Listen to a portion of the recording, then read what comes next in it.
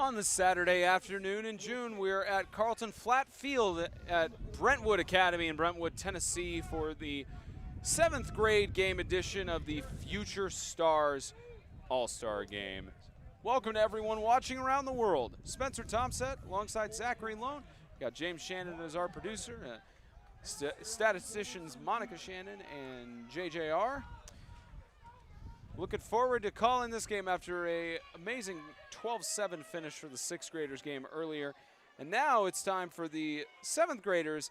After watching that game, it's their time to step it up and put on the same performance as the 6th graders. As we get underway immediately with the kickoff. It'll be picked up at about the 25-yard line. It'll be a carry by Kentucky, or in the darker uniforms. And that carry by Marlon Harbin from the Louisville Bucks will get a carry up to about the 35-yard line. But this is where the older you get in the age category, in the grade category for football, feasibly, the more skill there should be. But I think it's going to be a difficult task for the 7th graders to top the amount of skill we saw in that 6th grade game just about a few minutes ago. Definitely. And then before we go deeper, let's go ahead and name those the defensive MVP after this play. As first play from scrimmage, Kentucky going up the middle and get a loss of a few yards. But for those of you who were watching the 6th grade game, we failed to notice that they did an MVP presentation afterwards for offensive and defensive. Yeah, so Tennessee's defensive MVP was Keon Cooper. Tennessee's offensive MVP, Carrion Thomas. Kentucky's defensive MVP, Jaden Justice. And Kentucky's offensive MVP, Dion Davidson. So those all MVPs of the previous game, and they very much earned it as that ball goes back. Way back to behind the 20-yard line. Just a missnap there, and there are flags late. Could possibly illegal formation? It looked like the flag was thrown at the end of the play, possibly a late hit. There could be 2 flags on the play here.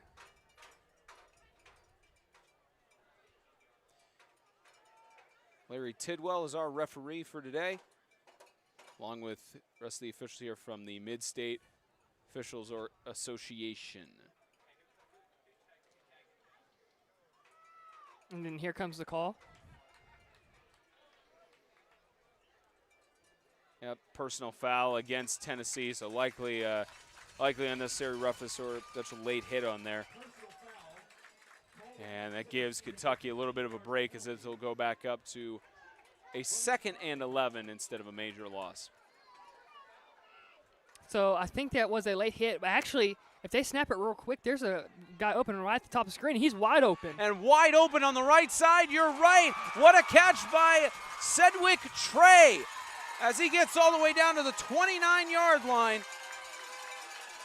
So right there what happened is David Yancey out of Hunter, right here. Look, so he starts coming in, trying for a run, and then they just left him wide open at the top of your screen, and that was an easy catch and run for about 30, 40 yards.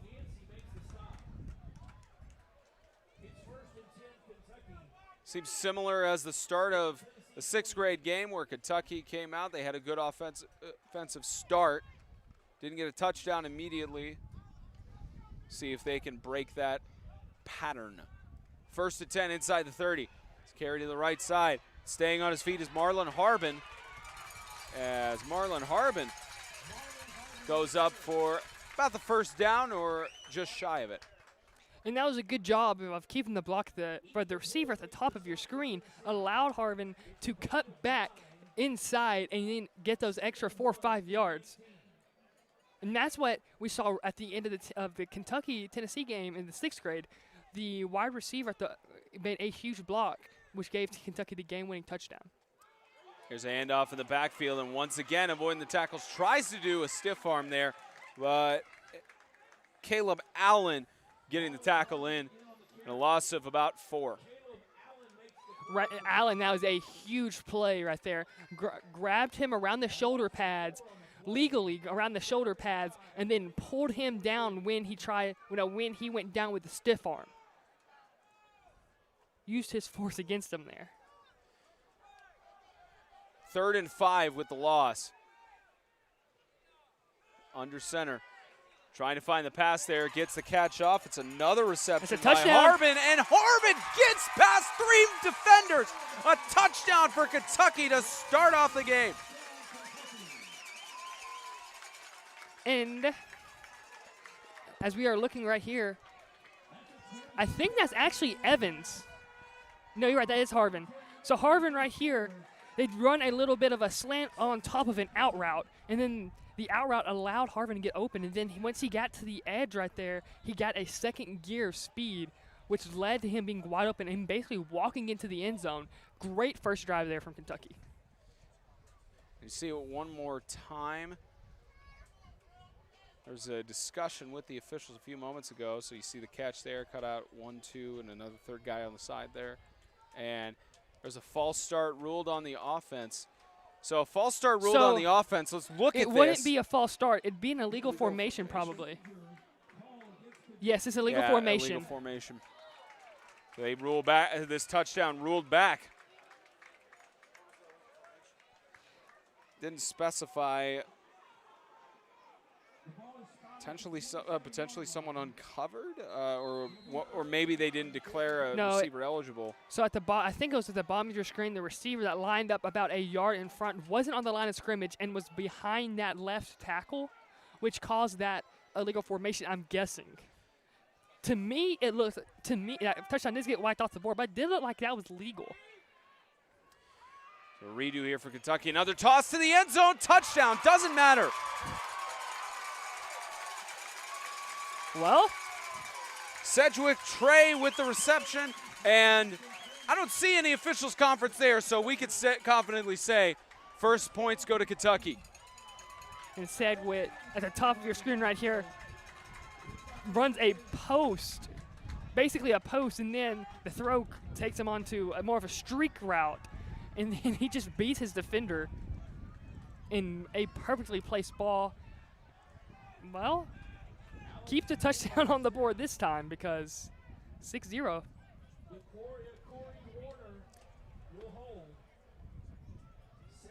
Favorite thing of our producer, James Shannon, the PAT. It's gonna be Seth Henson from JCTMS. Sets it through the uprights and perfect. 7-0 Kentucky will start out with a 7-point lead here in Brentwood.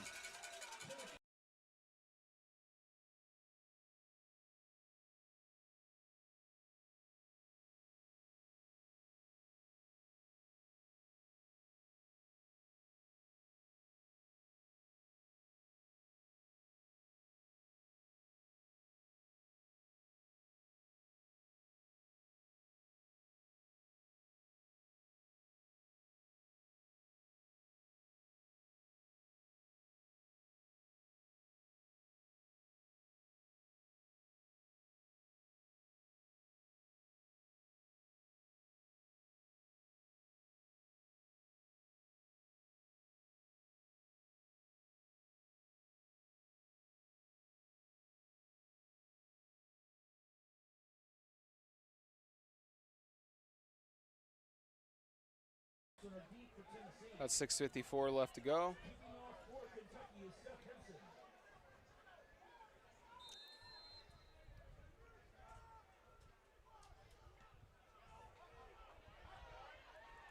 And a little squib kick to about the 15. Tennessee trying to get the return, losing a few men. Return to about the 46-yard line. A good return for Tennessee as they'll start their first offensive drive of the game.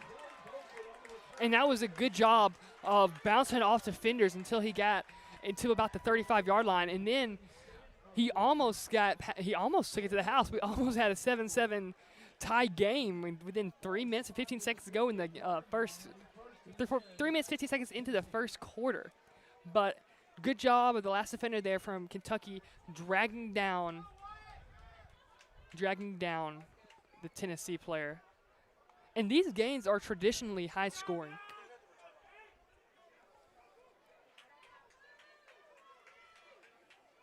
I believe the return there was from Fatino Arquez as the carry the right side, finally hugged up by his legs. Good carry there by Jason Thompson, the running back from Gresham, was recruited out of Knoxville. Recruited out of Knoxville through the training camps, and he gets a good carry there. He's going to take a little bit of a rest. So now go to a 2nd and 6.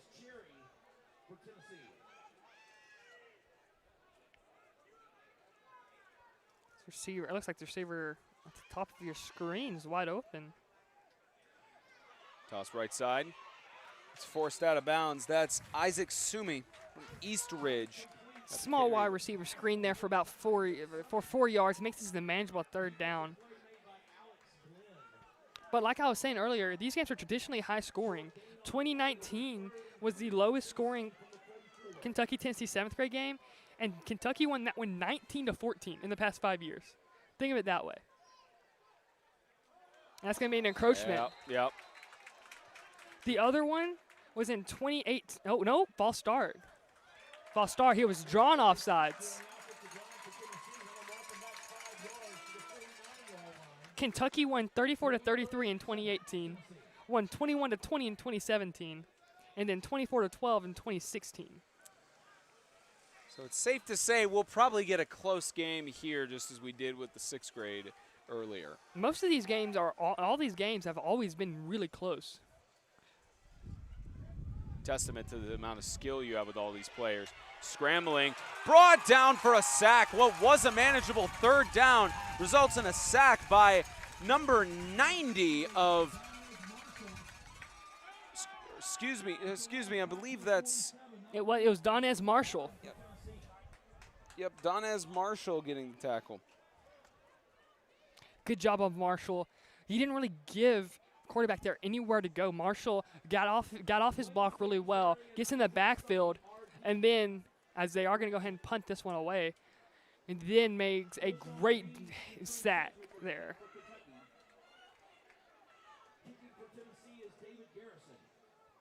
So now 4th and 11.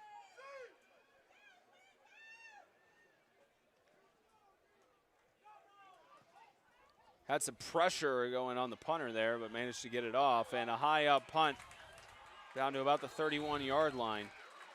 And no fair catch there, and that was dangerous. Dangerous. So now we'll see what Kentucky can do, as we saw how they marched down the field for their first drive from about this same position and managed to take up the 7-0 lead. Could get out of hand if the Tennessee defense is not careful. This game won't get out of hand. Well, it's never really out of hand because of how these two offenses are going to play today. It's a run and gun style of offense.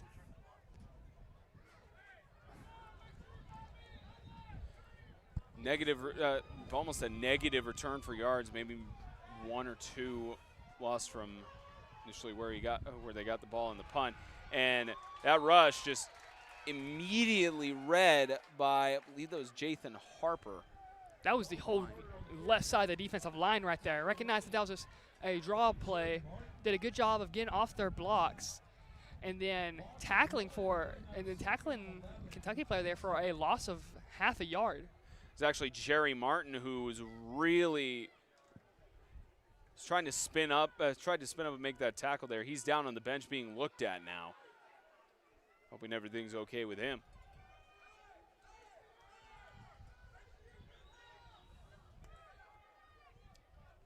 Second and 11. Pitch in the backfield. That's going to be a 15-yard face mask. Thompson, and a flag on the play. You could see that face mask pretty clearly. And again, that's another one of those out wide, one of those out wide laterals, which we saw come back to bite Tennessee in that first game. But that was a good job, good execution. This wasn't able to get past that Tennessee defender, but he got a handful of face masks there. On the tackle, it's a personal foul, face mask penalty against the defense. They'll spot the ball. Well, it is not a first down. And it's going to be 3rd down, it looks like. Well, they'll replay 2nd down here with the penalty, so it's 1 yard short. Oh, 3rd down. 3rd and 1, manageable as they lose the ball in the backfield, fallen back on by Garrison. excuse me, by Baylor Murphy. Fell back on it. What was a chance for them to get a first down after just a 1-yard gain results in a loss of about 7 for now, a 4th and 8. Just another one of those miscommunications as we saw plague the 6th graders. It's just one of those, I think that was a read option there, and I think the running back saw something that Murphy didn't, which resulted in the fumble. And this is going to be 3rd down. No, it's 4th down on the field. They gave the signal for 4th. The indicator has 3rd down. The down marker, or the indicator has 3rd down. But what? doesn't matter. Is that a catch? Oh! Out of bounds on the sideline. I think he caught that. I don't know if we have the angle to make that argument, but that would have been an amazing catch had it been in. And that's going to be 1st down for Tennessee. He's in. That's a catch. You saw his You'd need right a camera foot. down the sideline to be definitive on that. It looked like his foot hit first. I think that's a catch. Let's see. His foot hits first, and the backside does count as another. Yeah, it's tough. That's tough to call, but the official on the side there, of course, has the best angle. We're going to need to get those moved or they will be towed. The black Cadillac is Kentucky plate 217X8. 4th and 8. The silver Lexus is a Tennessee plate 0V3 3U3. A high up punt as that goes down to the 44-yard line. He didn't. And you hear some Kentucky fans yelling, "Oh, he touched it." That was close. It was really close, but I think that bounced right in front of him there. Tennessee will take over 1st and 10 at their own 45. Now with 3:01. See what the Tennessee offense can, we'll see what the Tennessee offense can get to.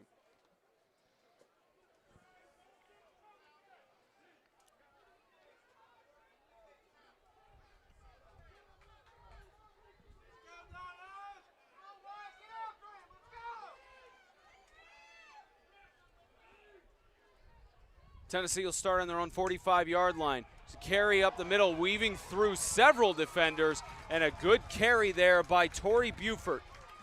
What a run there. The oohs and ahs from the crowd as you saw him run to his right, stutter step, break back to the left, get around that initial defender. That was just a really, really good run there. And that was Torrey Buford. Here's Buford again. Not to the 1st down indicator, but just short. It's going to be 3rd and about 2, it looks like. And now Buford does have to come off the field for a play because his helmet came off. 3rd and 2 for Tennessee.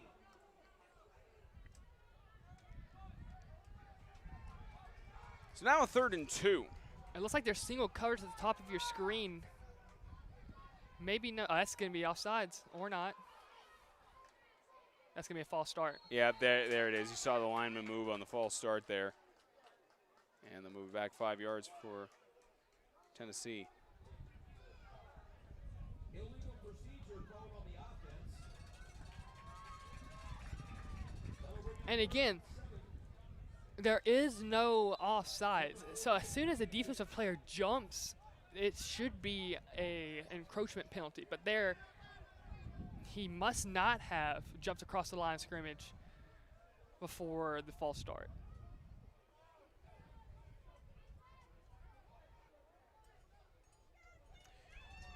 Quick toss in the backfield.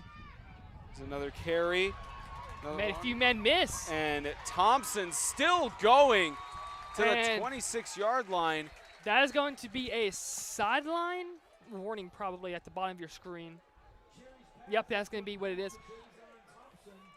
But still a great run by Thompson.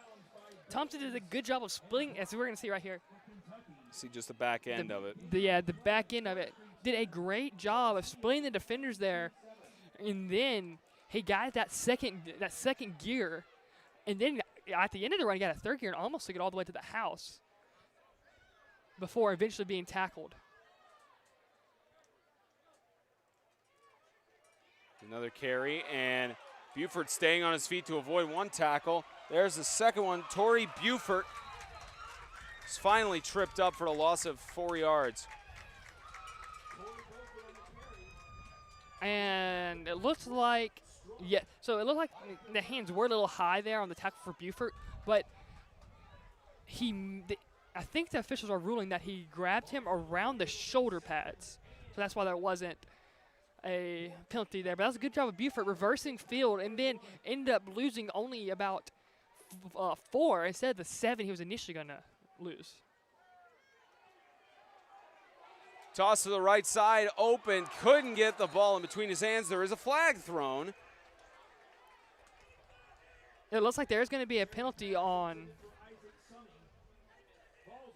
Like there's going to be a penalty on Kentucky because it looked like Shepard Dozier pointed at the Kentucky bench and said, my bad, coach. They're having a discussion here about this.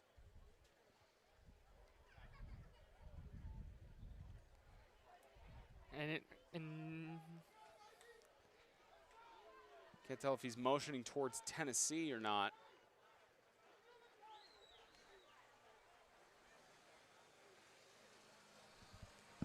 where the flag was thrown, there was no one in the area. That's I couldn't tell if it was, maybe he threw a flag for pass interference, but even then there was nobody over there. So we'll get the call from Tidwell. Ineligible receiver downfield. Ineligible receiver. Loss of down, third down. Yeah, it's lost it down.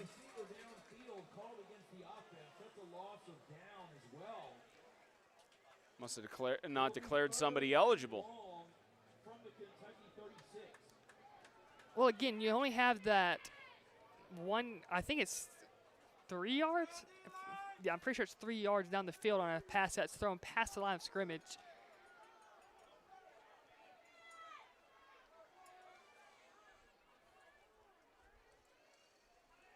The third down toss left side. Catch is made. It's Sumi. Gets to about the 29-yard line. And that's going to be a fourth down, about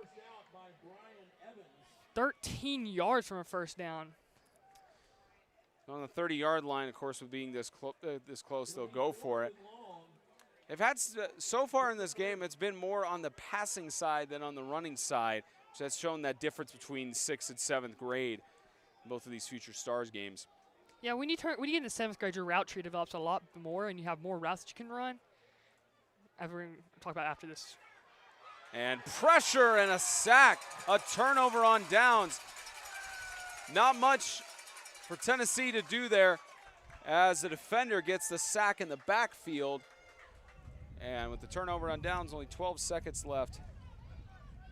Trying to tell his number, but with the jersey rolled up, there it is, 21. That's Rayshawn Shoulders getting a big sack there. And now giving his team's offense a chance to go back on the field. And that was a good job of Staggs there, of being his man. Looked like it was a speed rush off that left side, and then ended up all alone with the quarterback in. Another first down and rush up the middle to about the 44-yard line is where the spot forward progress. And that is going to do it for the first quarter. Kentucky came out and got their first score in the first drive of the game. And now with 10 minutes gone, 7-0, 7th grade of Kentucky is leading over Tennessee.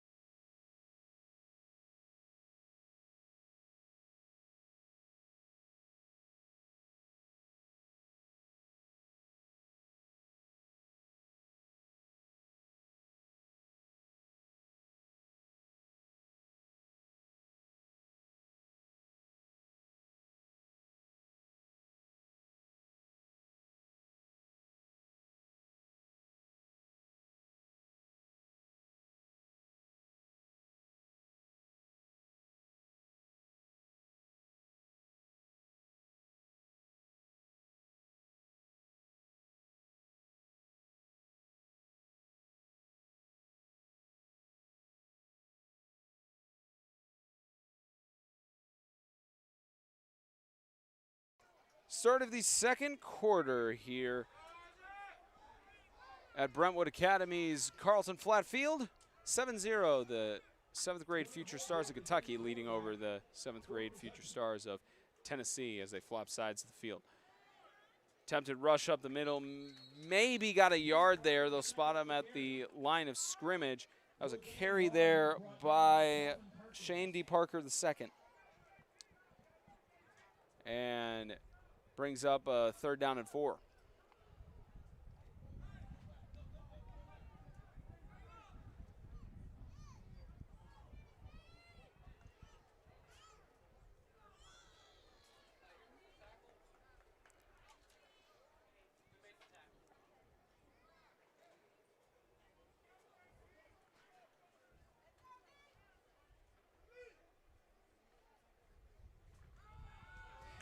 And he had his number all the time on that play. Ethan Hill getting in the backfield from Powell. Gets the sack in the backfield. Right there, he wasn't even blocked, came off the edge unblocked. That was an easy sack for Hill right there. But a big sack because now, instead of it being potentially a 4th and 3, 4th and 2, you are putting them out of a situation where they can reasonably go for it. Again, this is an all-star game, so there could potentially be a fake punt or a fake field goal here or there. We've seen trickery like that before in all-star games, but they'll just opt to punt it away. They trust Parker II to punt it there, and it's picked up. And attempted return back by Buford. I believe he started the return around the 30-yard line, so maybe about 10, 20 yards there. And now we'll see what the Tennessee offense can cook up here as they are still down by 7. Yet to get a score on the board. 1st and 10, Tennessee on their own 49. Again, when you have a high-flying offense like both of these teams have, the score could either be 49-48, high-scoring affair, or it could be something as low as a 21-20 score, as we saw a couple of years ago, as that's because of the sometimes there's chemistry. That's the big factor, as you saw it right there. It looked like Isaac Summery and Buford right there. They had some miscommunication because Buford looked back like he was supposed to have the ball there. It's actually Blaine Stansbury who tried to run it there, and you're right about the miscommunication, though. It's just something that you kind of ease into when you get into these games. I mean, they're in the second quarter now, so they're probably going to fine-tune those things going into the second half. Stansbury tosses it. There's a flag in the backfield. The catch is made by Studemeyer from Eastlake Academy. And it's a horse collar on the offense. The holding offense. So they'll move it back for a 2nd and 20. Looks like he got him around the horse collar, is what they were calling. Again, that was a designed roll up there, and that was a good job of Summy finding the open man there. Excuse me, Stansbury finding the open man there.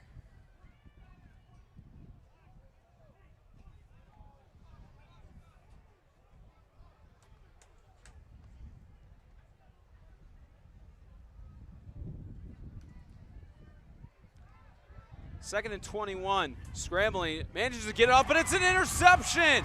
Picked off by Isaac Estrada. Estrada got the ball, and there's excitement from the Kentucky side as they get the interception there and have a prime chance to score. And that's just an example of Stansbury trying to make something happen. Looks, goes through his progression, doesn't find anybody, and throwing across the field near the numbers. That is a no-no if you're a quarterback. But Estrada there, he steps in and does what he's supposed to. He intercepts that ball and gives Kentucky really great starting field position. Saw a few situations like that of turnovers in the 6th grade game. Already that trend is continuing here where Tennessee is just struggling to try and get turned over as timeout called by Tennessee here with 7:32 left to go before the end of the first half.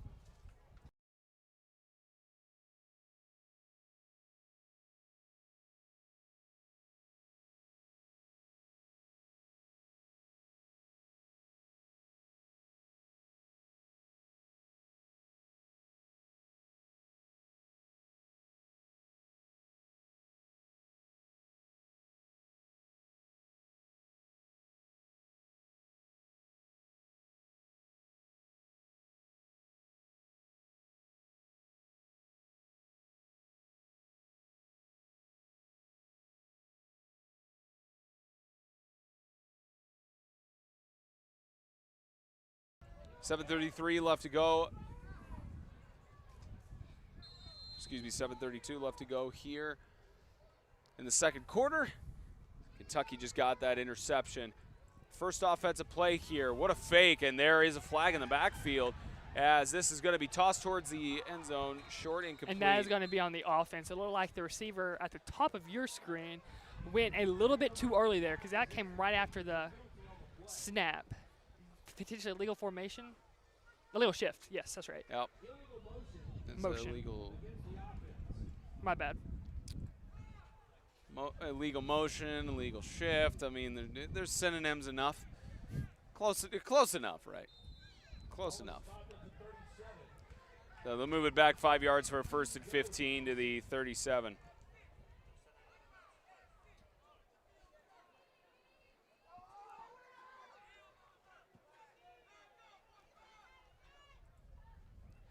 There's a handoff.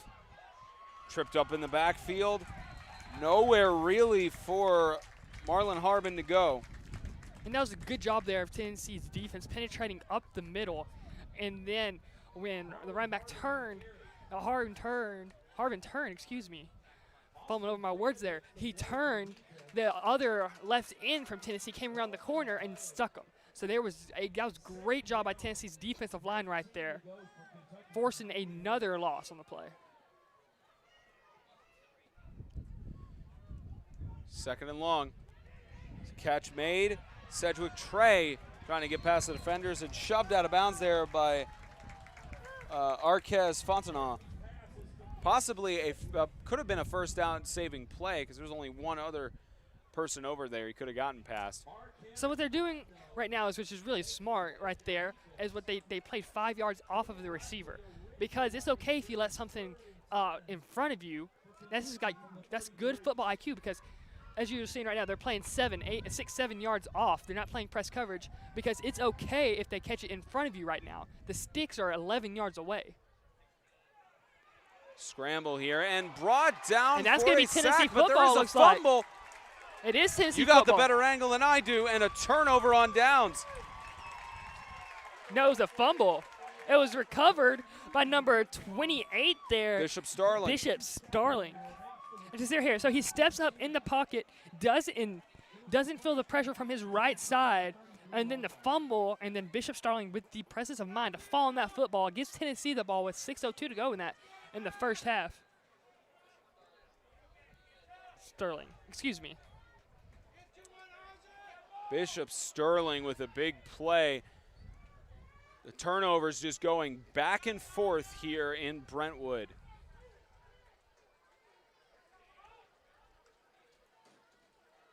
There's a handoff up the middle.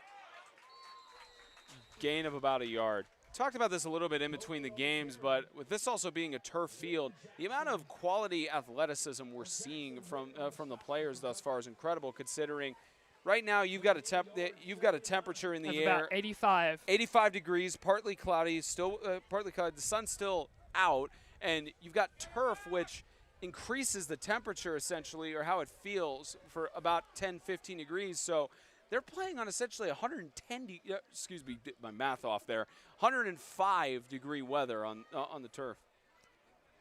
And we'll talk about more after this play. As there's a great toss across the middle and a first down, several flags there. Probably a horse collar. A face mask. I think that's mask. going to be a face mask or a horse collar. But yeah, so it really speaks to the hydration and the conditioning that these players are going through. And you may see some cramps here and there throughout the game because it is really hot down there. And it's probably closer to the 11, 12 degrees, so you're probably sitting around a 96, 97 degree weather because turf, the way the turf is, it makes like substances hotter. So it's manufactured stuff. So the turf comes up, and you feel it when you're on the field. You feel the 10, 15 degrees. So they did call a face mask. So back for a 1st and 10 on the 41-yard line, and that is ruled for forward progress for a gain of 1 yard for 2nd and 9. And it's a dry heat. It's not. It doesn't feel like it's a humid heat. And sometimes you would rather have dry heat, so that's why when the clouds come over, it does feel more of an 85, 86 degree if the clouds come over for about 15 to 20 minutes. Had that happen a little bit ago to cool things down, and it's there's a reason why the big reason why Alabama has their designated water breaks throughout their high school football games, just because of how incredibly hot it gets down there. Important thing is, seems like all the players here are staying hydrated and no major issues. Scramble here, and finally brought down for a sack, chased down by the defense. That tackle made by Brock Strunk from McCreary County. So here comes a big 3rd down. That was a good job of Strunk following Stansbury there and making sure. So once Stansbury was going to had the opportunity to load up and throw the ball, he was on his back and ended up taking him down for the sack. I believe a timeout. It says it was an official's timeout. Yeah, I believe they're having a water break. So an official's timeout here. We will step aside.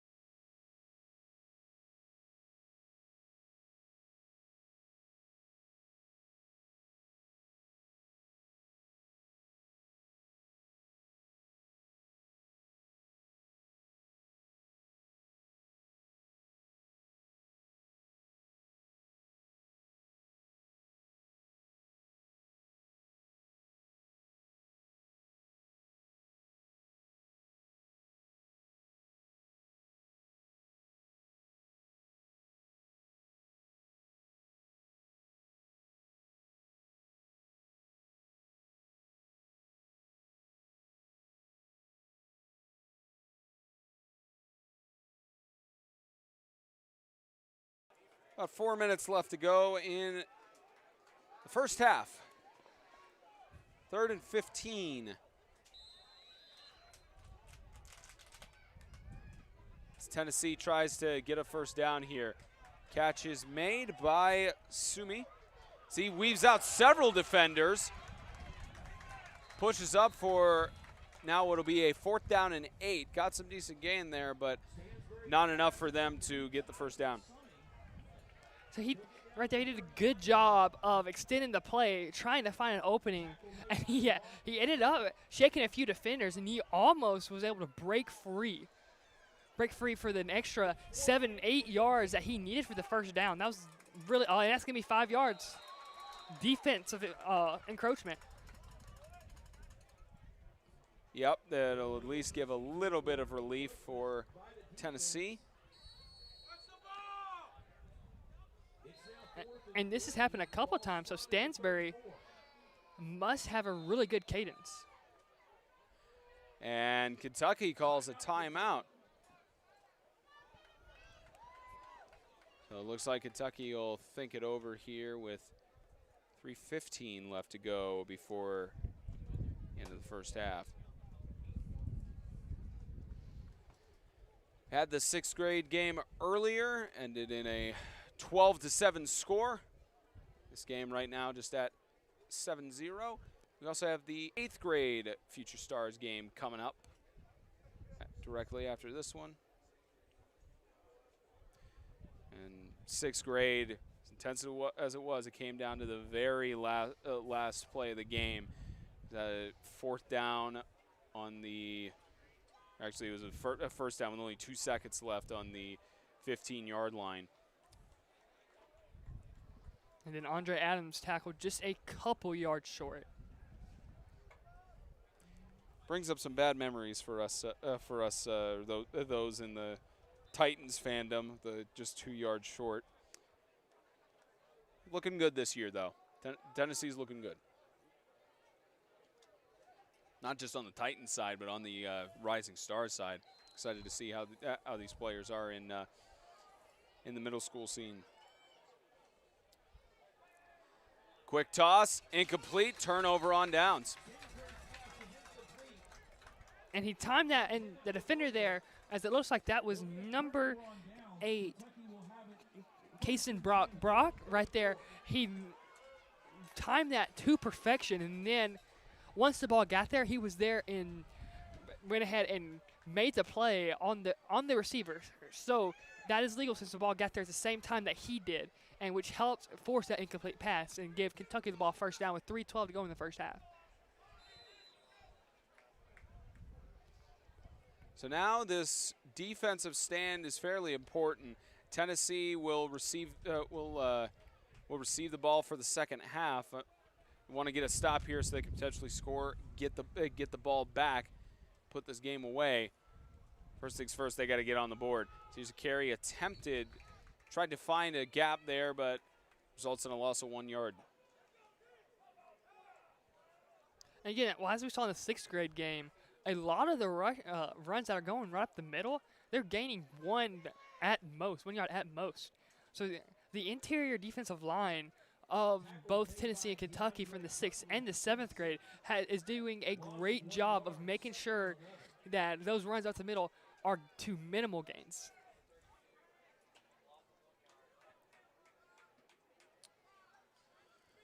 Second and 11.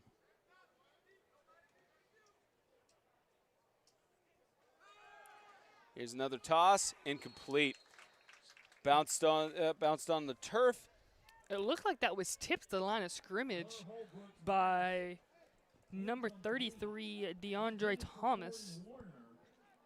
Excuse me, Jaden Thomas.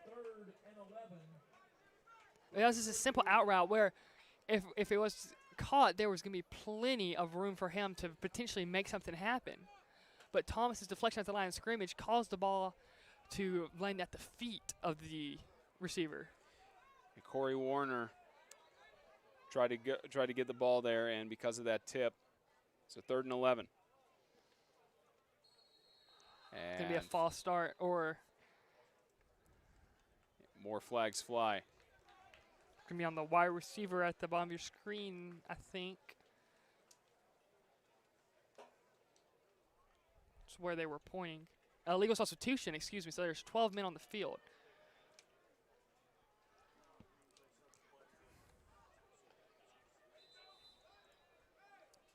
So with that illegal substitution, they bring it back 5 yards for a 3rd down and 16.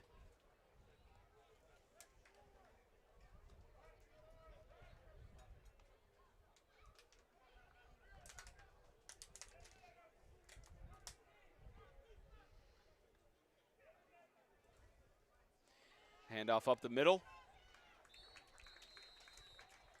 And a timeout called by Tennessee with 2:15 left to go. Tennessee trying to conserve that time so that they can get the ball back and potentially score. So they'll think it over.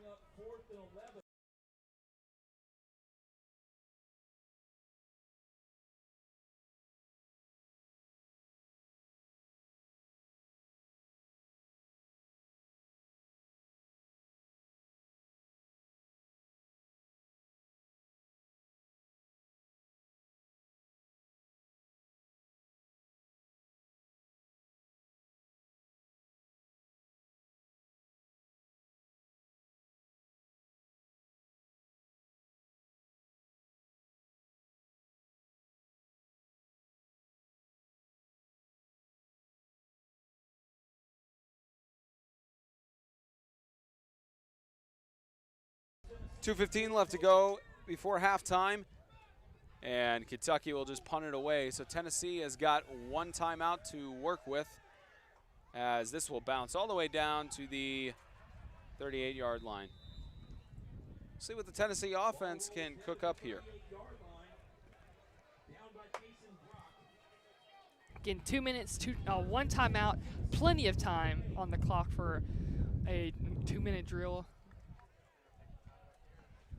And again, this could be a huge 14-point swing because if they get the ball, if they score here, potentially even a field goal. So if they score a field goal, this could be a 10-point swing because they get the ball right out of the of half. But since they won the coin toss and they deferred to the second half, this is a huge drive for both Kentucky and Tennessee. Kentucky trying to get the stop here. Tennessee looking to even up the score. 1st and 10. Pass right side goes right to the ground. Looks like it was intended Will Presley.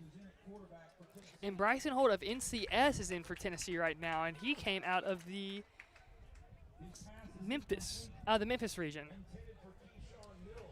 Yeah, all these players coming from the 4 major cities in Tennessee: Nashville, Memphis, Chattanooga, and Knoxville, where the Tennessee future stars were recruited from. Did some tryouts that began back in April. Started going through the process of finding players and all of that.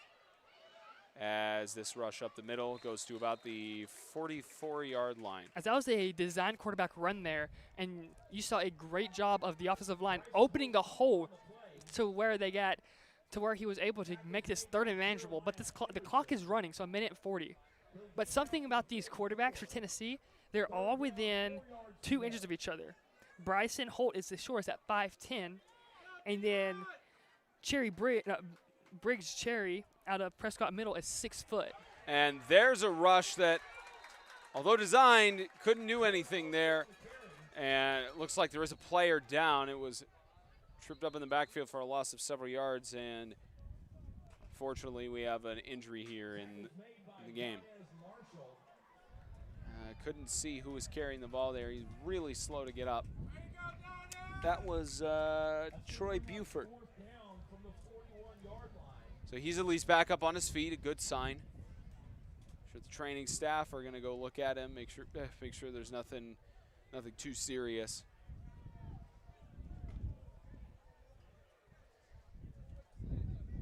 Minute 17 left to go in the second quarter.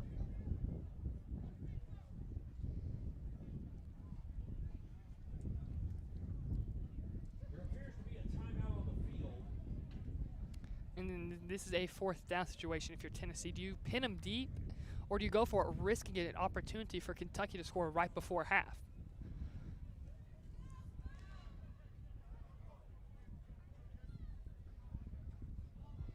Again, we saw Kentucky's quick strike offensive ability where they scored a touchdown literally 3 minutes into the game. Came after that, and they are going to go ahead and punt away. Tennessee's going to go ahead and punt away.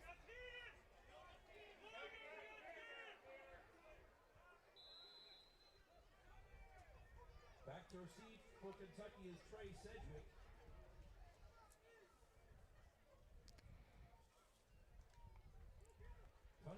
Punt away for Tennessee, and again, the pressure on the punt is impressive from Kentucky. This is going to bounce all the way for a touchback. 59 yards, and the pressure in his face by number, is that 50? Yeah, that is 50.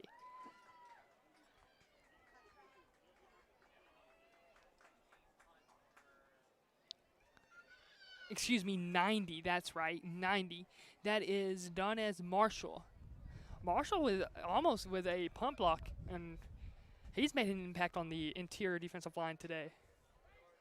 Taylor Murphy is back in at quarterback for Kentucky.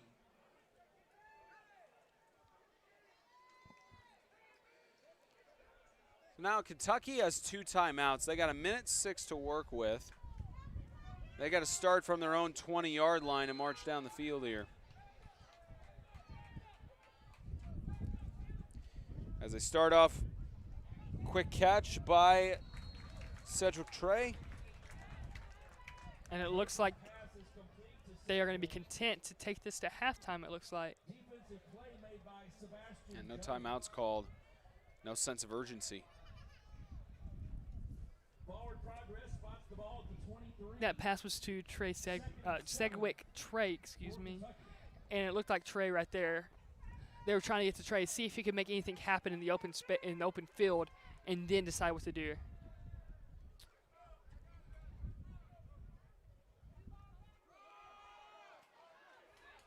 And a carry to the right side, out of bounds is Harbin. They stop it with 20 seconds. He's forced out of bounds by Artez Fontenot. Harbin right there did a good job of running off the inside shoulder of the defensive end from Tennessee, as a Tennessee edge rusher, overcommitted to the outside rush, and which allowed an inside lane. 20 seconds left. They get a quick toss. The catch is made. Starron Davidson Jr. will get a first down at the 35-yard line, and they will, of course, stop the clock for spotting the ball. But with the lack of urgency, it's probably just going to be wound down to halftime. Maybe one more play in here. Could potentially be a Hail Mary. Yeah, Kentucky's just going to stay there, and looks like that's going to wrap it up for the first half. Kentucky, the only one on the board right now with a 7-0 lead. The 7th graders leading over the 7th grader Future Stars of Kentucky leading over the 7th grade Future Stars of Tennessee. Halftime will be about 10 minutes. We will be back about two minutes before the second half begins for your halftime report.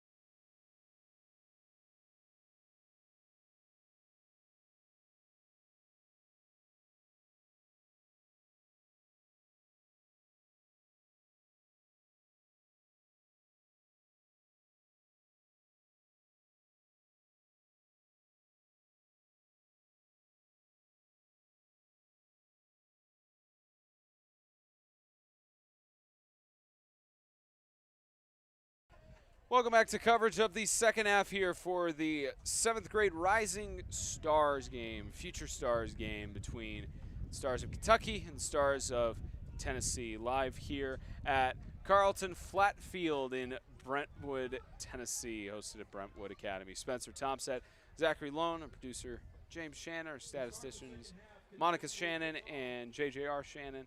Proud to bring you the game here in Middle Tennessee. You got a little bit of statistics for you. It's been an interesting game so far. At least looking on what we've had thus far for the 7th graders of Kentucky. Story of the game, as we get in this kickoff here. Story of the game has really been for Kentucky's quarterback at Baylor Murphy, who's at 90% on his pass completions for 106 yards thus far. He's had 1 touchdown, and between that and his target wide receiver in Cedric Trey, Kentucky's offense has been picking up recently. And it really has. Again, Kentucky's goes more of the. They're both these teams are aired out offenses, and when your quarterback's throwing a 90% completion percentage, that really helps you. Really gives you confidence as a coach to keep going deep because he's making the right plays, and the plays that went incomplete, they weren't the wrong plays per se. They weren't the wrong decisions. They were just happened to be incomplete. Defense made a great play. Here's a rush, finds a hole up the middle, goes to about the 47-yard line. Carry there from Bryson Holt. Gain of about 6 yards on there for a 2nd and 4. And again, Tennessee has 3 quarterbacks on their roster, so look for a kind of the 3rd quarterback to come in a little bit later. Toss over there. The catch is Buford. made. Good reception there by Troy Buford, and he'll get the first down. That's a great throw from Holt to Buford there. Buford sails right beyond the chains, catches it, turns, nowhere to go, just goes down.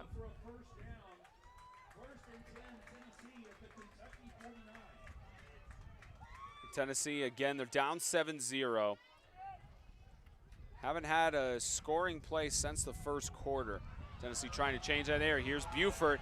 Dangerous when he finds room. And they'll call him for forward progress for another first down as Buford just weaves through the defense.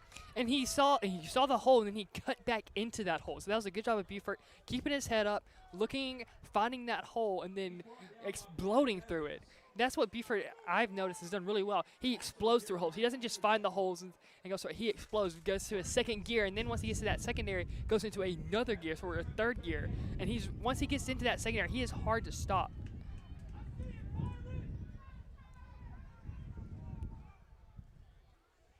New set of downs on the 38-yard line, marching into Kentucky's territory. Toss over there, incomplete. Pass intended for Will Presley.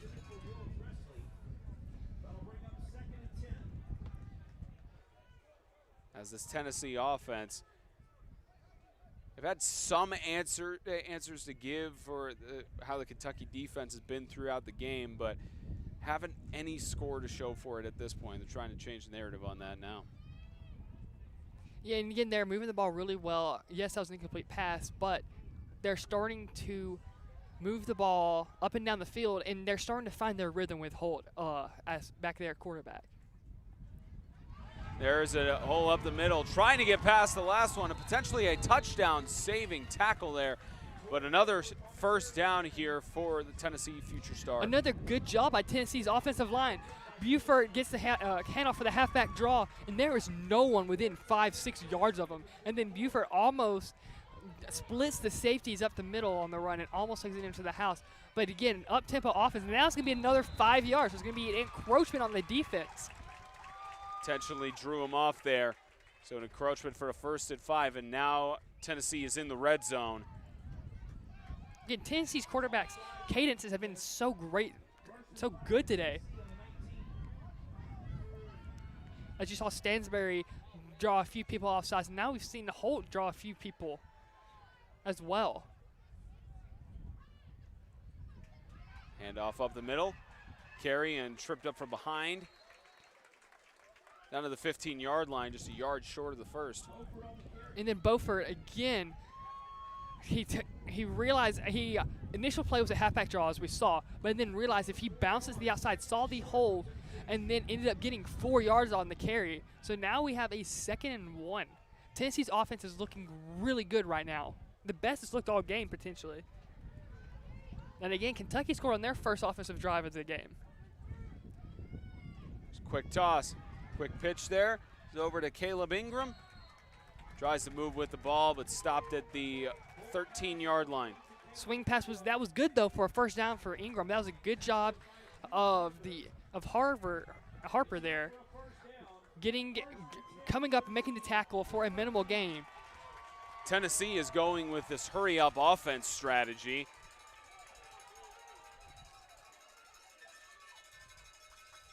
Rush to the line of scrimmage several times. Here's a handoff up the middle, finding the gap. He's got some space just short of the goal line.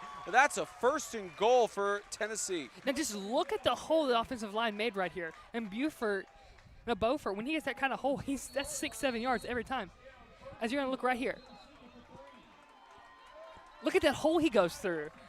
And it's a timeout, Kentucky. This offensive line of Tennessee right now is making 5-6 yard holes, and Beaufort can literally just walk through them. They're doing so good at making that hole for Beaufort. Didn't catch the defender who had that touchdown-saving tackle towards the end. It's just one of those situations where there's only so much you can do when you have that many gaps in between your defenders. So now Tennessee trying to cook up some offensive strategy here as they have a 1st and goal on the 3-yard line.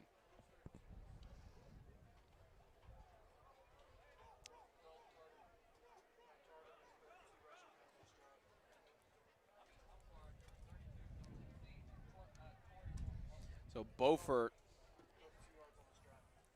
in just a single drive, this one that's in progress, 32 rushing yards.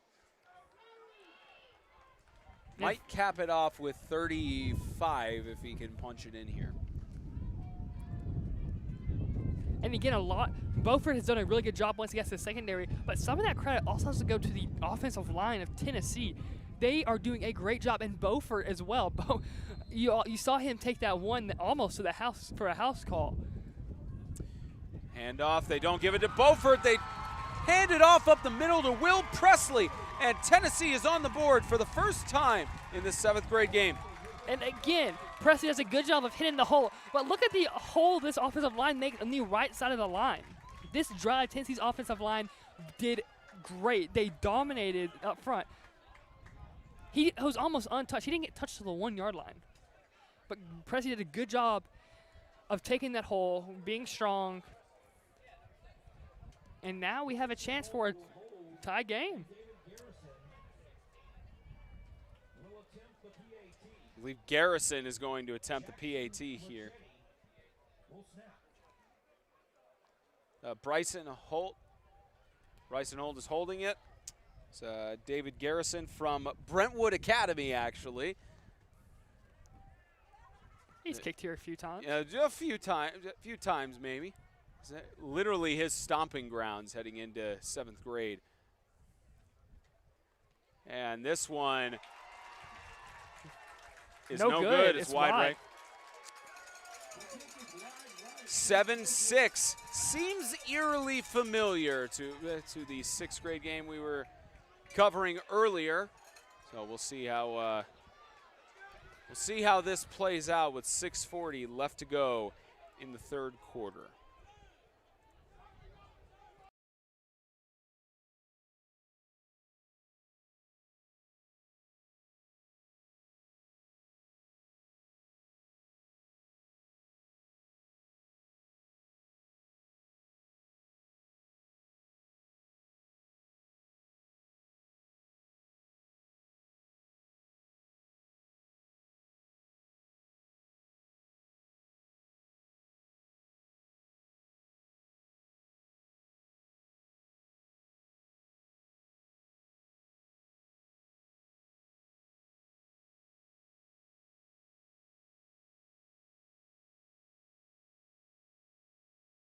.640 left to go in the 3rd.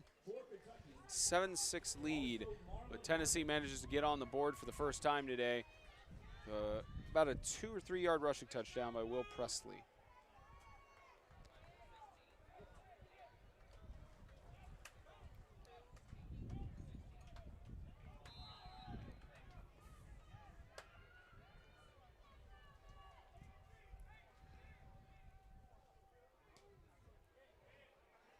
Just want to drive over to the 11-yard line.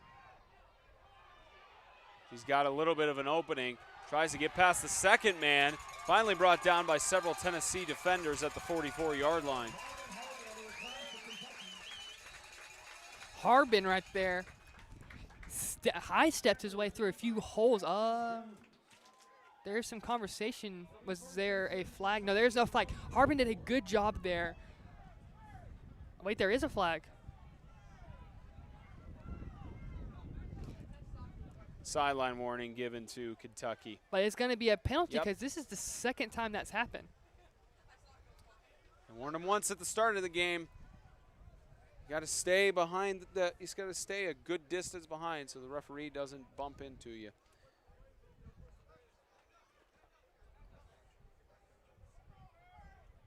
Not enough Sean McVay's get back coaches here.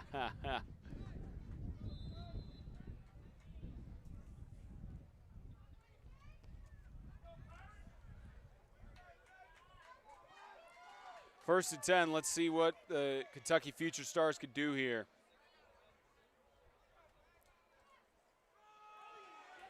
And the handoff results in a loss of about 3 yards. And now Tennessee's defensive line stepping up. Right there, they got interior pressure to the point to where it looked like Harbin didn't even have a chance to bounce it to the outside. They'll bring up 2nd and 12 from the 37. So it was like Coleman got him first in the backfield before reinforcements came. 2nd and 13. There's a handoff to Davidson Jr., and he's tripped up. You're right about that defensive line. Tennessee not letting anything get even past the line of scrimmage. That was more, that looked like that came from the cornerback position. That was a great job of recognizing the jet sweep coming around to the right side, and Tennessee's defensive cornerback stepped up and then recognized the play, came in, made the tackle for a loss. Now it's 3rd and 16. 3rd and 15.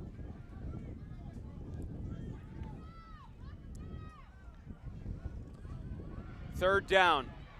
Scrambling. He's got open space to get the first down and gets to about the 44-yard line. Good movement to avoid the head-to-head contact there. Because now it's a 4th down and 5. And it looks like they're going to go for it. That was a great job there. Yeah, they are going to go for it. That was a good job of stepping up in the pocket, realizing how much space he had on this left side of the field, and there was no one within 15 yards of him. So it's 4th and 5 now. Now he made it to where it made it an easier decision for a coach. Baylor Murphy, he's under pressure. He's got the pass, the first down, a little bit more. Gets past the man, tiptoeing the sideline. Gets brought down at about the 26-yard line. And a great reception there by Shane D. Parker II. And Parker there just ran a simple out route. You're going to watch at the top of your screen, looks like. There's a simple 5-yard out. Comes in, catches the ball, and then makes that first man miss. And he was in big first down there. That was a 30-yard gain. Now they're 1st and 10 inside the 25. Coleman with the tackle there to save a touchdown, but still.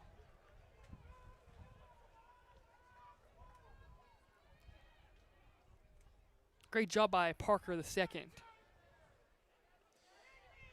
Now on the 25-yard line, looks like we got some early movement. False start. Illegal procedure against the offense. 5-yard penalty, 1st and 15 from the 30.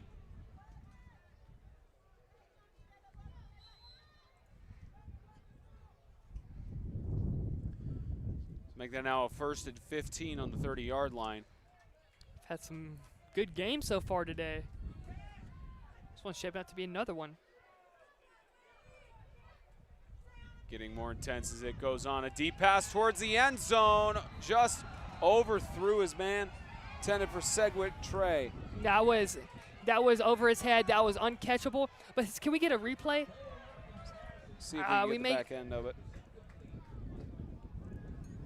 Yep, So right there. So watch the running back there, as it looked like it was Parker. If we can see this one more time, watch him pick up the edge rusher. So right there, he allows the quarterback to step up and make that throw. And I think the ball got there before the defender there. I think that was a good call. Yeah, fans didn't like it, but one of those split-second situations. 2nd and 15. Scramble again and a sack. The pressure from DeMaurice McKenzie from South Doyle. And right there, that was a designed rollout there for Baylor Murphy. And McKenzie engaged, and then once he realized Murphy was coming around, rolling to the right, to his left, he disengages with the blocker, basically kind of running backwards, and then runs and tackles Murphy for a loss of about 10.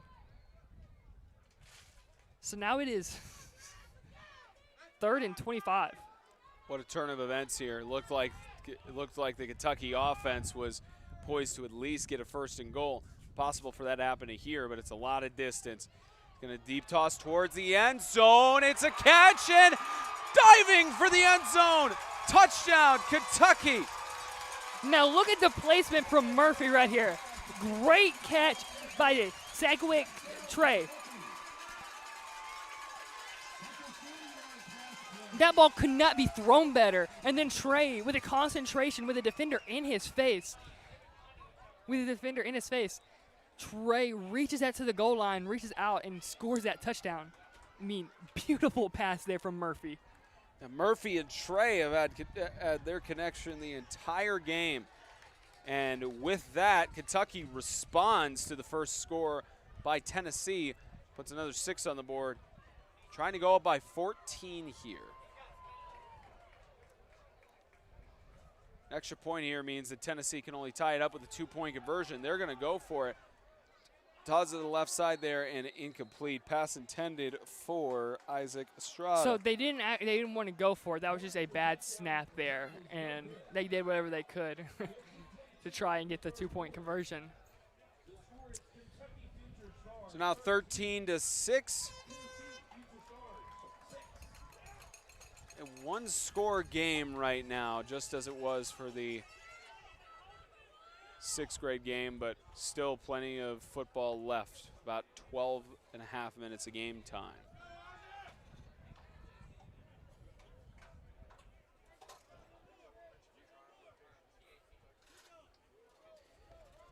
So as we mentioned, Tennessee recruited their players from 4 different cities within the state, in Nashville, Memphis, Chattanooga, and Knoxville. In Kentucky, they went with 5 different cities to get all of their recruits, including I believe Louisville, Lexington, Bowling Green are the 3 major ones. They also had 2 smaller cities of Somerset and there's one more. And again, these aren't recruits. They went to a combine, and then they took the best ones from each combine. Yeah, the tryouts of the combine and everything, recruiting them for the game more so. But now 5 different cities across Kentucky, so can't even imagine the amount of numbers of schools and counties that are all represented here between the state of Kentucky and the state of Tennessee. As this return, by Presley was going for about 5 yards. Excuse me, Presley. Stop is made by Steron Davidson Jr. And that last location is Florence, Kentucky. Yep. Shout out to James Shannon for finding that for us. Total of 9 major cities, but probably a lot of different a lot of different other small towns included with that. The amount of suburbs around Nashville, Bowling Green, places like that. As the Tennessee offense, hole is found there. And there he Weaving goes. through, it's Buford who's got open space. Can he get past the last man? Staying on his feet with his balance. Buford is gone. Buford end zone. How do you do? And then he spiked it, 15-yard penalty. But who cares? This is an all-star game. It's going to be enforced on the kickoff. So what you don't see is Beaufort's patience at the beginning of this game. Beaufort waits. And then You see the spike at the end. yeah, too. so you saw the spike right there. That's where it came out. But Beaufort waited and then saw the opening and then took it to the left side, and then he was just gone. That's that third gear we've been talking about. And again, he didn't get flagged for the saw dive. the spike at the end. The flag came out for the spike.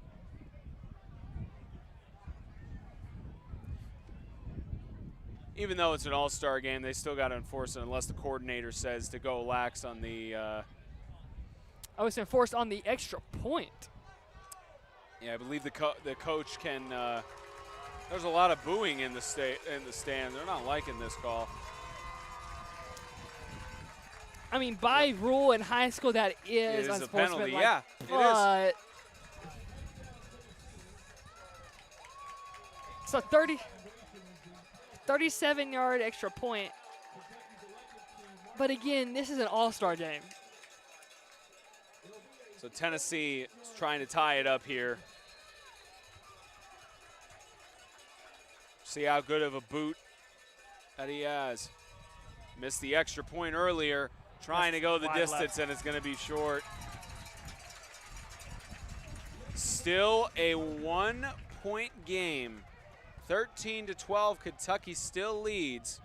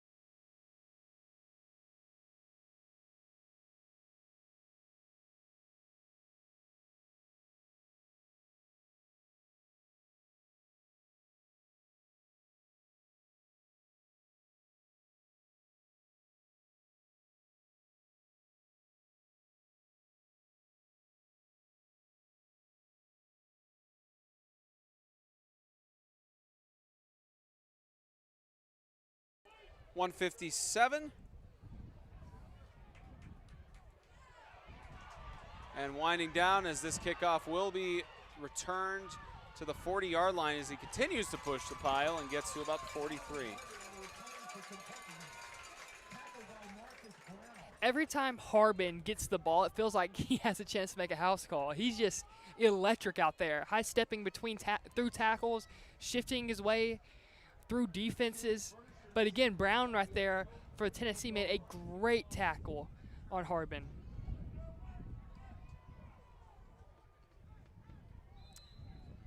So let's see how Kentucky responds on this. The last time Tennessee scored, they marched it down the field, got a touchdown.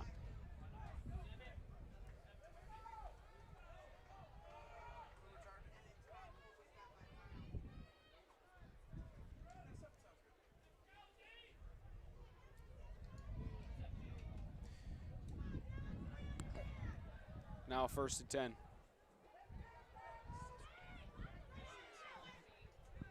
Toss on the right side, the catch made. That was by Corey Warner. There's an attempted catch there for a gain of a few yards. And for the 2nd and 7. right there, Arquez Fardino right there did a great job of making the tackle. It looks like he forced the fumble because his helmet kind of from up here looks like the shade of the football. So I thought I saw the football pop up, but great job by finding not there.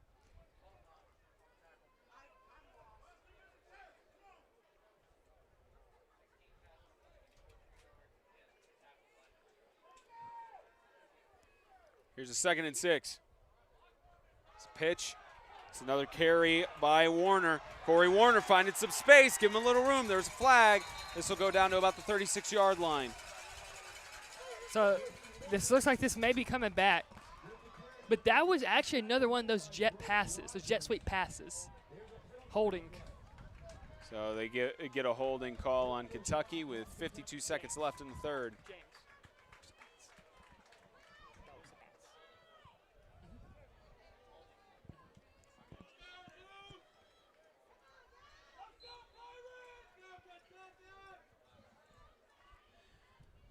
About 50 seconds of winding down here in the third quarter. Just makes it about 10 minutes left in regulation. Wonder if they have any overtime provisions for the Future Stars game.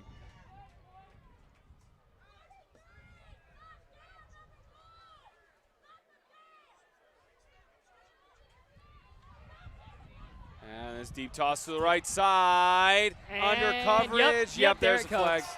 Waiting for a Yeah. pass interference call on that because both defenders were all over him. He was. I don't know if this is gonna be pass interference or holding, but there's definitely gonna be something there because it looks like, I don't know if we get the replay at the top of the route, it looked like Trey was getting held across his hands. Pass interference against the defense is called. It Yep. is gonna be pass interference. Did well with the call. Marked off from the original line of scrimmage, 15 yards. That's enough for a first down, Kentucky.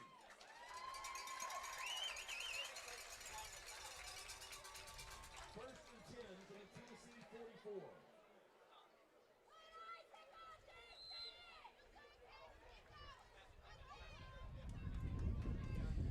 So that places the ball to the 44-yard line in Tennessee territory.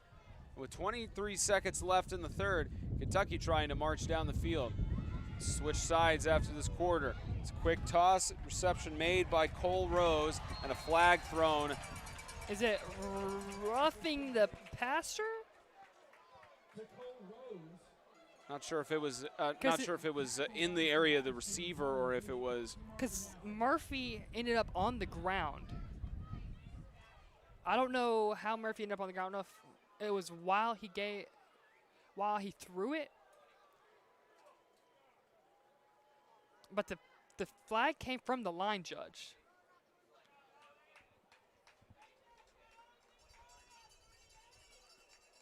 So it's against, looks like it's against Kentucky. Tennessee players clapping. Helmet contact on Yeah. Kentucky. Kentucky, they're going to move it back for that. Coach not liking the call, having an argument with that one.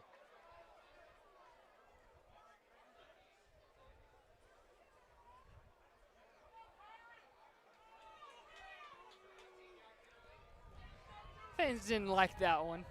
Yeah, the fans and the coaches not liking that one. And it looks like they called it on Murphy.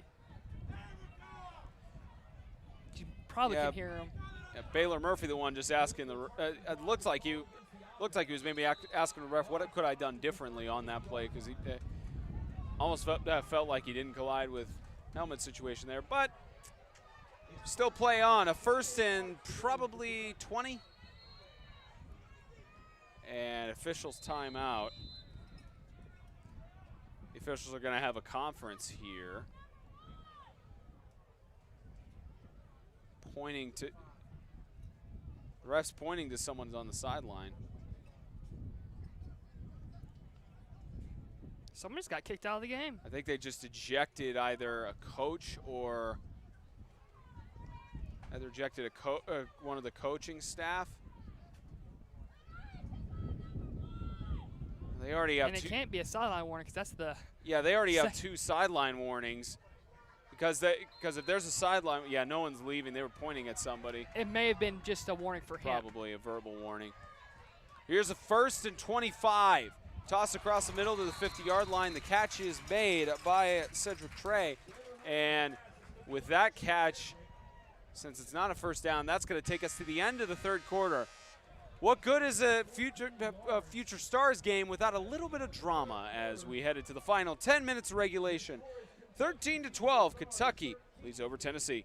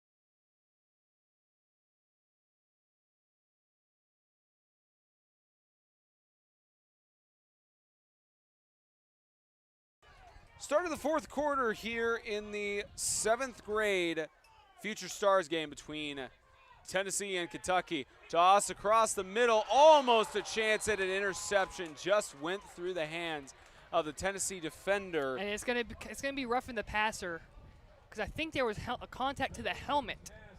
No, holding. It's gonna be holding. Never mind.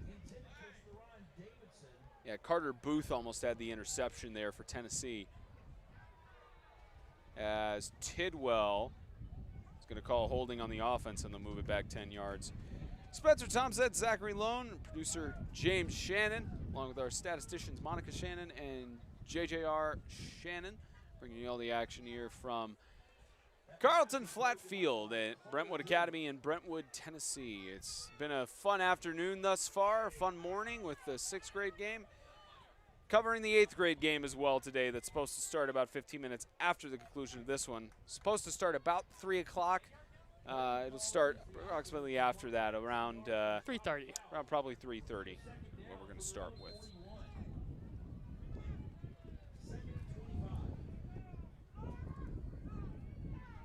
It's a quick toss. Catch is made by Cedric Trey. Trying to push through several defenders and gets a few yards there to the 44. Now to be a 3rd down and 16. And we have seen Kentucky be in this position a lot. A very long 3rd down. But what Murphy does really well is stepping up in the pocket and finding his open receiver. And most of the time that has been Trey. Trey going on a streak. Trey going on a post. So look for that connection again one more time on this drive, potentially. The connection's been dangerous the last few drives. Tries to find it again, and it's tipped up and intercepted. Tennessee's Elijah Maxwell from the Memphis tryouts gets the interception, and Tennessee has turned it over. From Highland Oaks Middle School, off of his back foot, Murphy had to get rid of it, and unfortunately that was picked off. But what a great job right there from Maxwell, keeping his eyes on it. Great hand-eye coordination, locating the ball, and then coming down with it. That's the kind of momentum shift that Tennessee needed to try and get back in this game. Let's see if their offense could capitalize on it. They start on the 44-yard line in their own territory. And then, yes, so this is where they're bringing in Briggs Cherry from Prescott Middle from the Knoxville area. Hands it off. That goes to, I believe, And there's another flag. Fakez Artenaw. Yeah, the amount of flags for an all-star game, the flags have been flying, but you also have to think about it as well. You know, future stars, this is their training and such. This is also the officials' training because technically this is their off season. They're trying to shake off some rust from the football season. Yeah, the majority of these kids holding a block in the back. It's a block in the back. Most of these kids haven't played a football game in 6-7 months. Yeah, so since there's going to be October. some rust. I believe some of these officials worked in the MSOA, went out to Gatlinburg, so they haven't worked in about 6-7 months at this point. Everybody's trying to shake off rust with this at the same time, highlight the talent that is very much deserving. 1st and 10, and pass incomplete. Far left was intended man of Zarmani Studmeyer from East Lake Academy. This is going to bring up a 2nd and 15. Looked like it was a little bit of a curl route, but Cherry expected that to be an out, so that's why that throw looked so far off target. It was just another one of those miscommunications.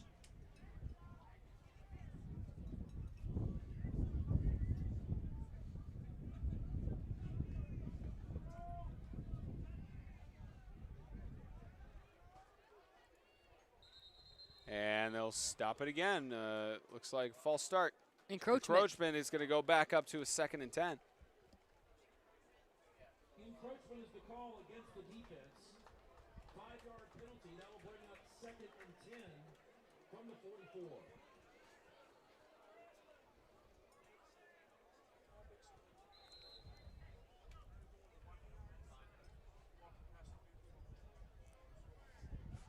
Looks like the 8th grade for Tennessee is walking onto the track behind the south end zone.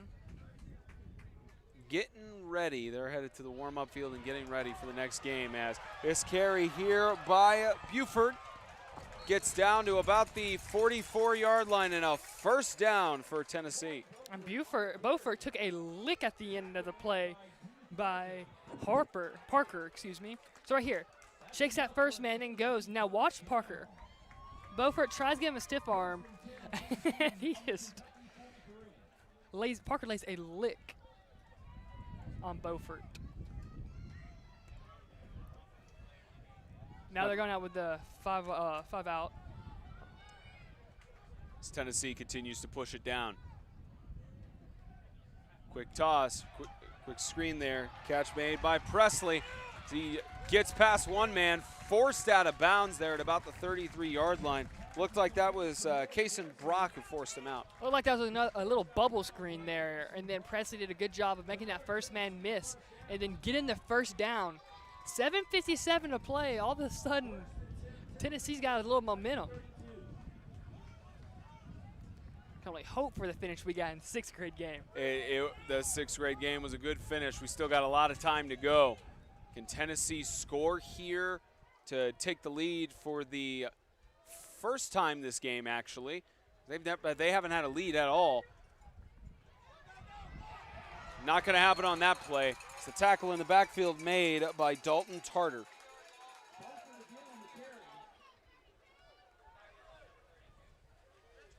Loss of 3 yards on the play.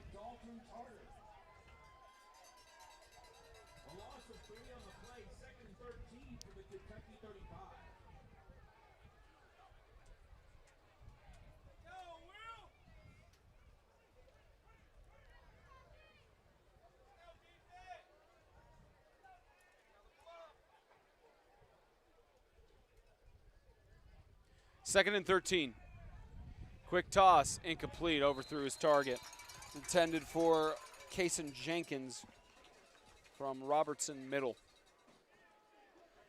Now here it is, a big 3rd down. What does Cherry in this offense have for this Kentucky defense? And for Tennessee, they've got all 3 of their timeouts.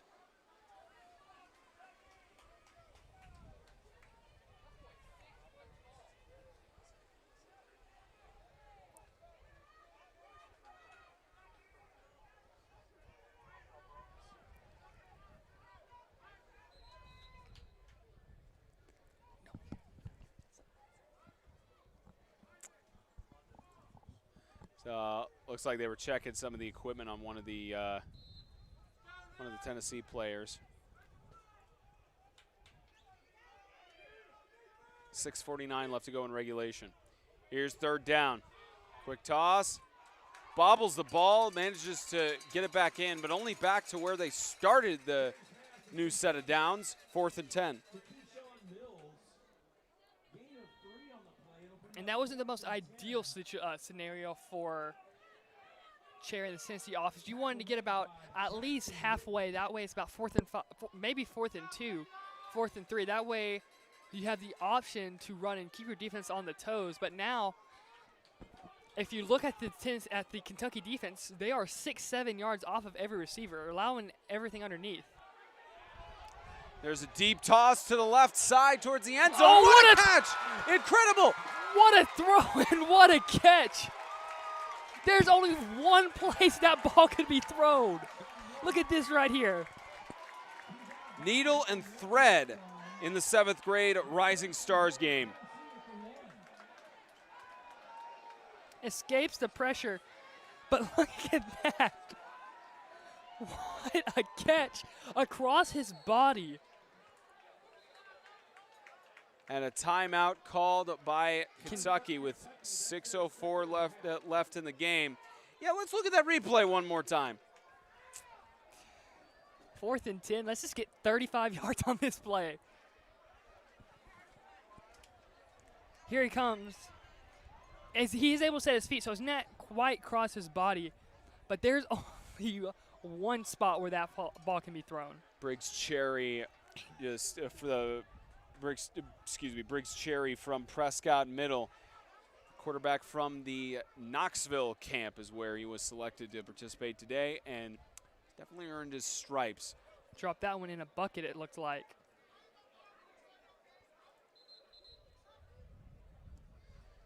Now about 6 minutes left to go in regulation.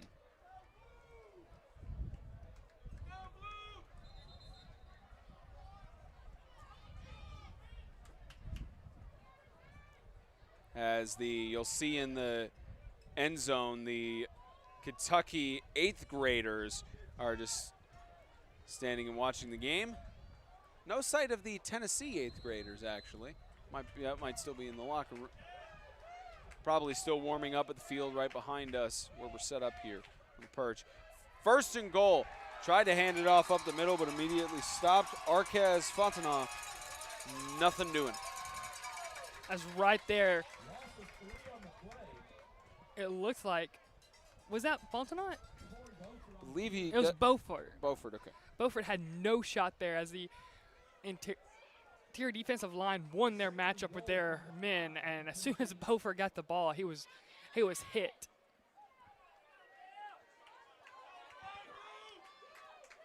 Second and goal on the 5-yard line.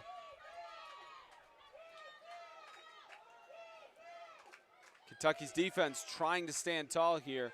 They hand it off again. After contact, pushes through, trying to push the pile still. That scrum will be a gain up to the 2-yard line. 3rd and goal coming up. So they've tried running the ball up the middle 2 straight times. As you can hear, Kentucky's fans get on their feet, but there's only 5 minutes to go in the game. Look for potentially something where Cherry rolls out to the right or to the left, and you see either a wide receiver just run straight out, and then a wide receiver go to the corner of the end, a tight end go to the corner of the end zone potentially. 2 yards to take the first lead for Tennessee. 3rd and goal. They hand it off again, trying to push through. It's stopped at the line of scrimmage. Do you kick a field goal here? That's the big question. Do you kick a field goal to take the lead by 2? Well, they have a chance to take it over. Tennessee. That was their first timeout. So, if you're Tennessee, 4 minutes, 11 seconds left. They're at Kentucky's 3-yard line. If you're Kentucky, and if you're Tennessee, you can go for it here and then you're pinning them inside their own 3, inside their own 5. Special thank you to all 314 of you watching this game. It's great contest that we've had so far. Make that 317 now with the numbers fluctuating. And finally 318. Happy to have all 300 plus of you here. And they are kicking a field goal. Field goal attempt time. David Garrison to take the kick. He's 1 of 2 on PATs. Excuse me, 0-2. Can he get this one? It's barely good. It snuck inside that right upright. What a kick there. Tennessee, for the first time this afternoon in Yes. the 7th grade Rising Stars game, has the lead 15-13. Yes, that's only 20 yards, but he's missed 2 extra points on the day. The psyche, from pretty much that same distance, so the psyche of his head, he had to be, for him to come back from that is incredible. And there is, we probably should go to break. yeah, we're heading to break.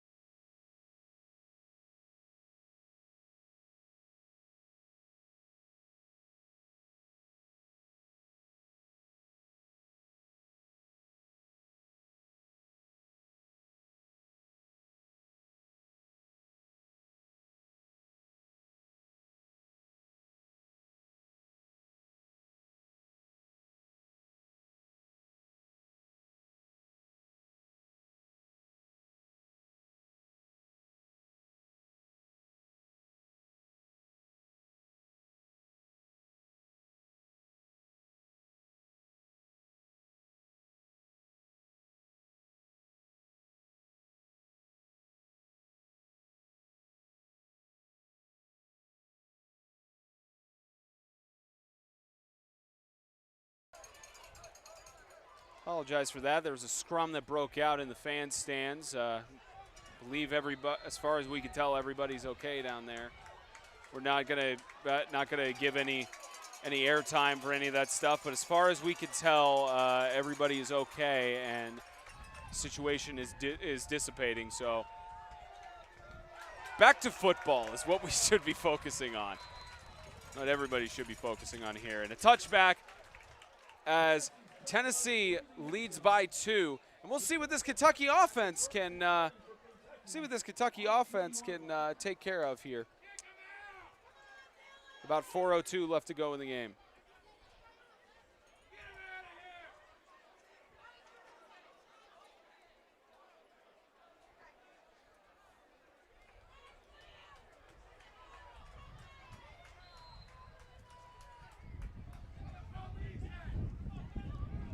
This Kentucky offense, they started the game with their first touchdown about from their own 20, 30-yard line, drove down the field.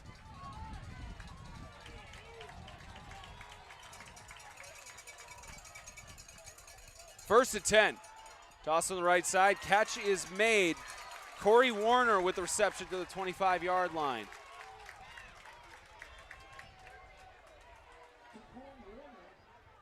Will lead to a 2nd down and 5.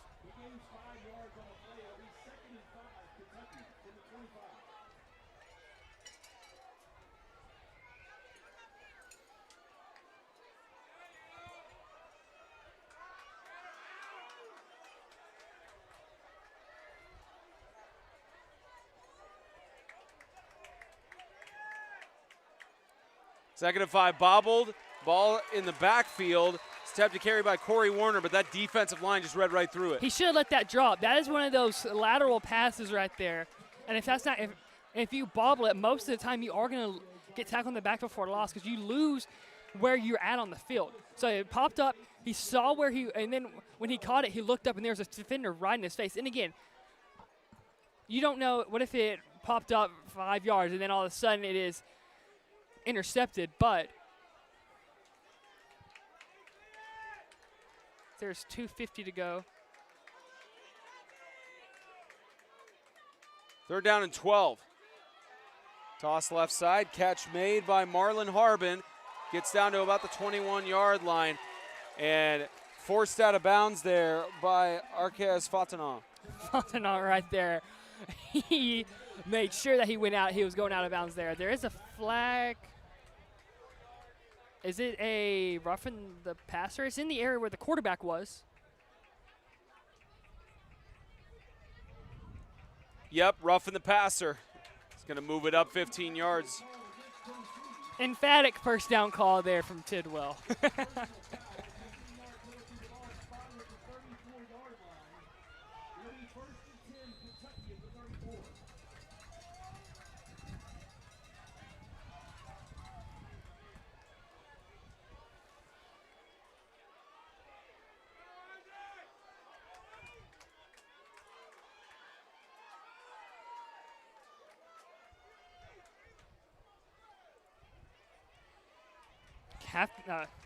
Rush Fullback up the middle. draw. Rush up the middle on the draw and bring it up to a 2nd and 7. Estrada with a 3-yard carry. Now the clock is ticking. There's only 2 minutes to go. Now, this is a must-score drive if you're Kentucky.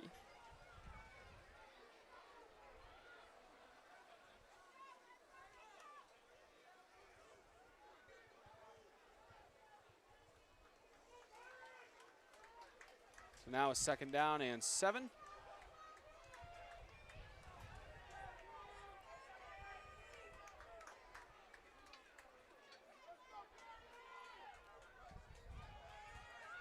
Deep toss right side. This is intended for Cedric Trey. Incomplete.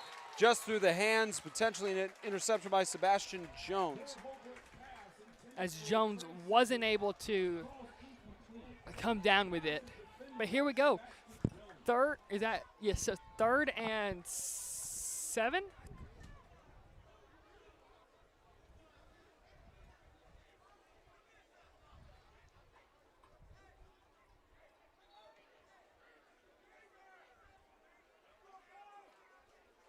Minute 43 left to go in regulation of this 7th grade Rising Stars game. Kentucky trying to drive down the field. Potentially put their kicker in field goal position. They face a 3rd and 7. There's a toss across the middle. Good That's a catch. first down. Cedric Trey getting the 1st down. Right there, the ball started a little bit behind Trey, but Trey was able to come back and get the ball. What a great play there from Trey. They're running out of time. There's only a minute 37 to go, and as soon as the clock's going to start ticking now. There's only one timeout for Kentucky as well.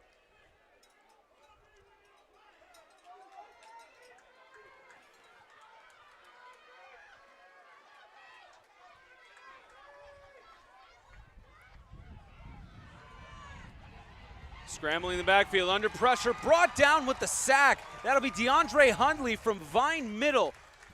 Puts the pressure on Kentucky, and now it's crunch time. They got to try to rush it if they're wanting to drive down the field.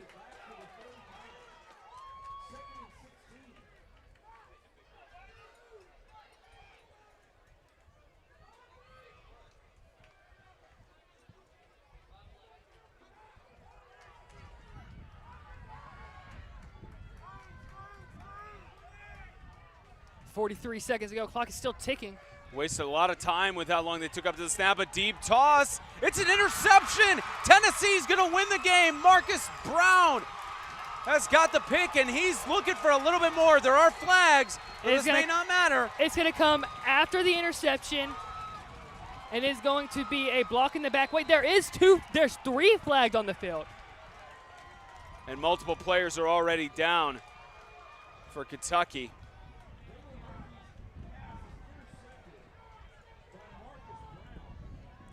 So you see the toss here. Great job of high pointing it there. But then you're going to see that one wasn't called. That very easily could. That's considered a crackback block right there, and that is illegal. Show it one more time here.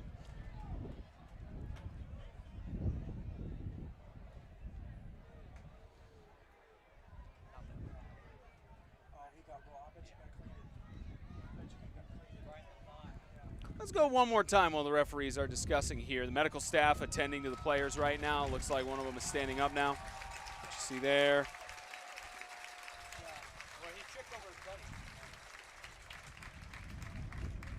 So holding declined. A helmet-to-helmet contact. It's first down still with the interception. It was called after the interception. So Tennessee intercepts it. 26 seconds left to go. And Tennessee is going to split the game series for now with 6th and 7th grade. We'll see what happens with the 8th grade game. Really intense and good play all throughout this. And the game winner now, it's that field goal. That decision to go for the field goal within essentially the 5-yard line or inside the 10-yard line. And it ended up being the perfect choice. Again, even if they were to go for it, it wouldn't have been a bad decision, because then you're pinning even though you're losing, you're pinning Kentucky down inside the 3 and maybe get some really good field position for a 3 and out.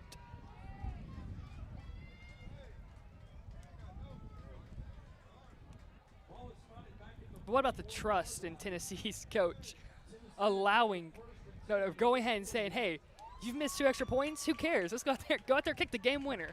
Take us home. So now about 26 seconds left. It looks like they're going to take a knee formation. And that's going to do it. A field goal wins it for the 7th grade.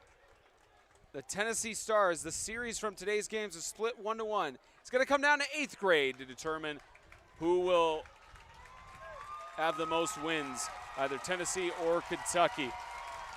Tennessee gets it done.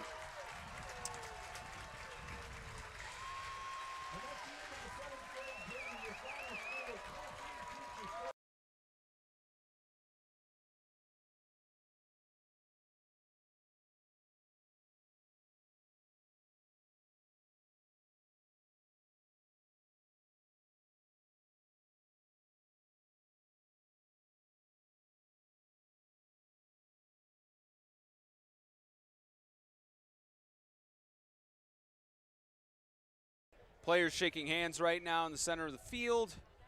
All of them shaking hands and such. We'll get we missed it the last game. We'll get the presentation of the stars of the game in a few moments.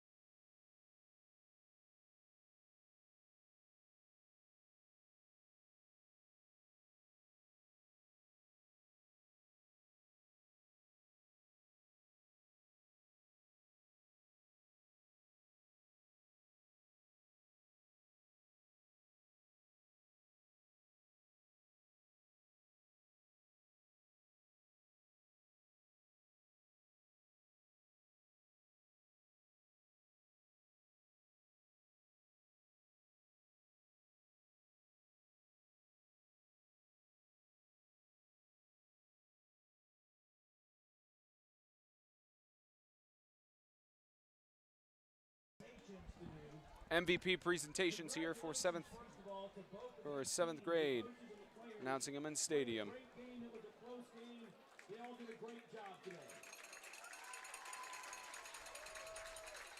of all, the offensive MVP for the Kentucky Future Stars. Number 1, Trey Sedgwick. So Sedgwick is the offensive MVP for Kentucky. Well deserved. By far.